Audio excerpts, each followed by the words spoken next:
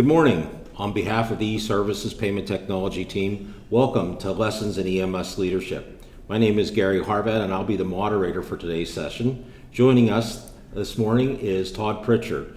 Todd has had a long career in EMS, one that has been surely worth mentioning here today as we pick his brain a little bit. Todd actually became involved in EMS when he was the ripe age of 17, and I think you're what now, Todd? 19, 20, just a few years now, right? It's been a few years. Come along, but thanks for taking time to join us. Todd's career has led him from in the fire service to he was the executive director at Medical Rescue Team South in the South Hills of Pittsburgh for many years. He's chaired county committees along the way and has been a true asset to our industry over the years. So Todd, thanks for taking time to join us today.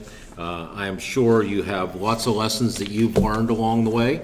Many lessons. Some are great lessons, some you probably care not to remember. Some very hard learned. But I might ask you by asking you, what are those lessons in leadership that you've learned along the way? Well, there's so many, and it's hard to narrow them down to just a few. But I think that what always comes back to me is your people are your number one commodity resource.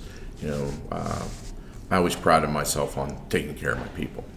And that falls across many different spectrums. But that and try to learn something new every day. We can never stop learning,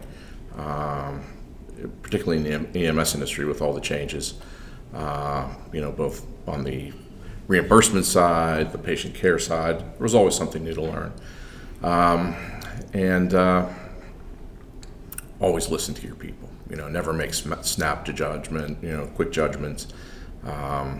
Do you find that happens a lot, though, Todd, in today's society, and I as think, far as EMS goes? I think by the nature of the people that get involved in this type of work, we tend to react quickly, and sometimes that's not always the most appropriate thing to do. It's easy to do before you have all the facts. So, and on the management side, I think that's important to realize that you need to have all sides of a story before you make a decision. Sure. Throw you a little curveball here. We hear a lot in this industry about, sadly, we hear a lot about folks who can't cope with it. And sometimes that leads to a very sad outcome. We've heard about the Code Green campaign and other things to prevent suicide with public safety.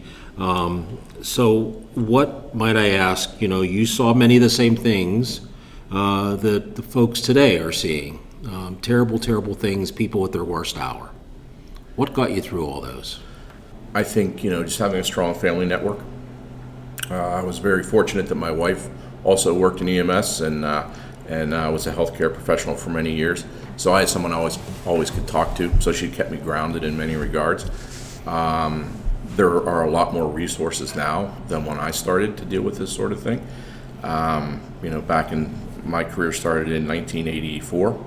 The resources back then were a little more limited, and we didn't always deal with these situations in the best way.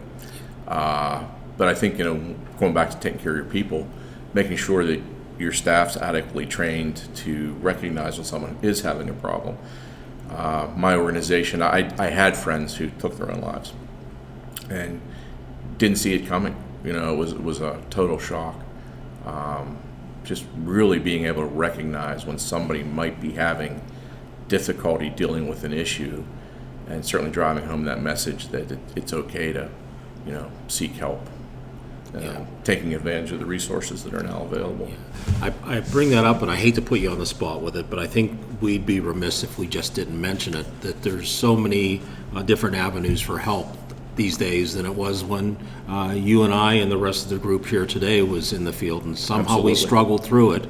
But we surely have those memories, and sometimes in not only today but yesterday, some people struggle with those. I was very fortunate when I started out. We had steady partners, and I think that really was a big benefit because you developed very strong friendships with your partners, and that helped you through a lot of bad situations. Yeah, good stuff. So along those lines, I've mentioned this before, but if you look across this county as well as our region, we have lots of younger leaders. We've got a few old guys left like us, but we've got some young leaders out there. And there's no map. There's no book that you hand up in all cases. There's some great avenues, but sometimes they're thrust into these positions just because they're good caregivers, or they get along well with their coworkers. Wrong place at the right time, or Correct. Good way to put it. Do you have any advice that you would give them to make their job a little more, to help them cope with it, I guess is what I'm saying? Well, I mean, it's hard to narrow that down just to a few statements. Sure. I think the big thing is, one, realizing when you're in over your head. Don't be afraid to reach out to coworkers, other leaders in the industry. I know it's been mentioned before, developing that peer network. Chances are, if you're in a situation, someone else has already been through it. So develop those resources where you can reach out to talk to somebody, say, hey, I've got this going on. Do you have any recommendations? So I think that's very important.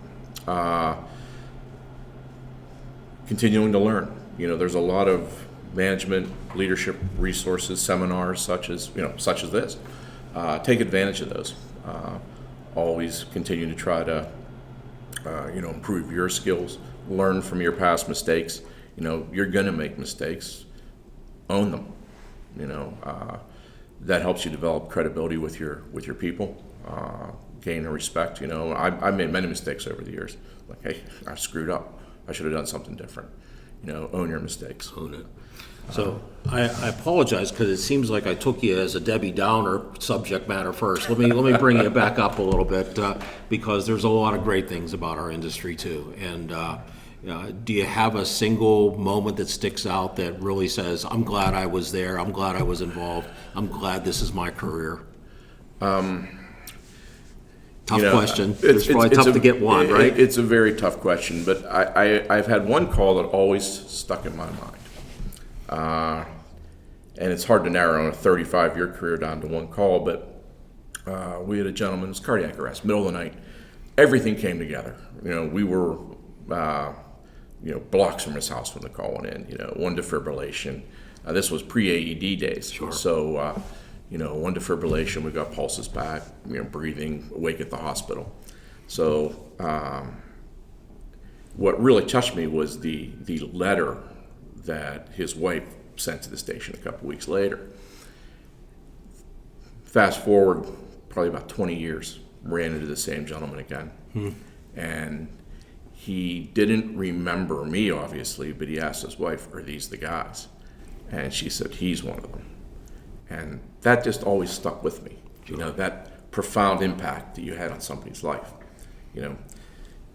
Bought the guy another 20 years just because we were in the right place at the right time. We knew what to do. Stars aligned, right? Stars aligned.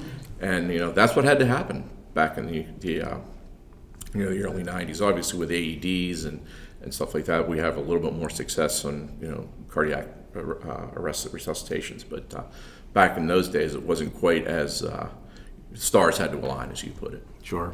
So if you had to predict what EMS will look like in the next 25 years, what do you think? What are the biggest changes that you may see take place, and what do you feel will be good for us, and what do you feel may not be so good for us? That's a tough question. That's a very tough question. With as fast as technology is advancing, 25 years from now, 2 robots with AI might walk into your house and carry you out, on a floating stretcher. I'm all about that personal touch, so I'm not gonna agree with that. But or maybe one human and a couple, couple of people lift and carry, which I would have liked to have had 30 years ago. I think it's going to continue to be technology driven. I think we're going to be able to deploy a lot more technology in the street, which is only going to enhance patient care. I think one of the biggest challenges, though, is just getting people to come into this industry. And it's not just EMS; it's all service industries. There's shortages of plumbers, electricians, construction workers. I just think there is in society a tendency to move away from those working with your hands type professions. So how do you get past that? How do you get people to come into this industry? I don't have an answer to that. I'm sure greater minds than mine are working on that, but it's a challenge. It is very much so. And I would think this is kind of a segue to in answering that question, but is there any one thing from an industry standpoint that keeps you awake at night that you think about, like, I'm got a great chance of being the next man on the stretcher here? Thank you. Yeah. Well, A, is someone going to show up? Fortunately, I live in an area that has an excellent EMS service, but resources are being stretched more and more thin. So is somebody going to show up? 10 years down the road, who's going to show up? What's EMS going to look like in 10 years down the road? It's just, I don't know that it keeps me awake at night, but, I've been out of the industry now for 6 years. So I'm not as in tune as I once was, but I talk to other service directors all the time, and they're having trouble finding people, and you just wonder where the industry is going to go. Yeah. So if you had to look into the camera right now and speak to all the people listening, what would be your nugget of wisdom that you could convey?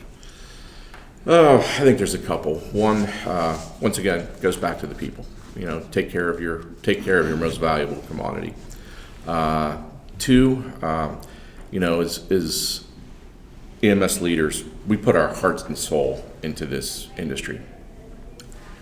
I used to tell some of my coworkers and other leaders, not everybody's motivations are the same. So it gets easier sometime on a leadership perspective when you realize that other people might not have the same motivations or, quite frankly, care as much.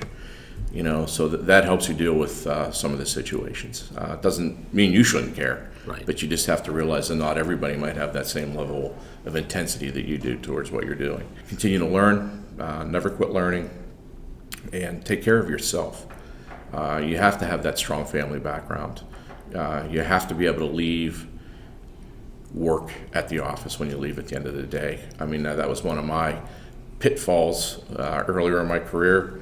I would leave the office and continue to think about work for the next 7 hours before I went to bed, and then waking thoughts. You can't do that. You'll just drive yourself crazy. You have to be able to separate work from personal life and really put an emphasis on your personal life. Well, Todd, thank you so much for your time today. I loved your answers, and I know I threw you a few curveballs along the way. Love curveballs. Love hitting the curveball. I love good. You did real well at it, so thanks for taking the time to do that. Always good seeing you. Thanks so much for being here. Thank you.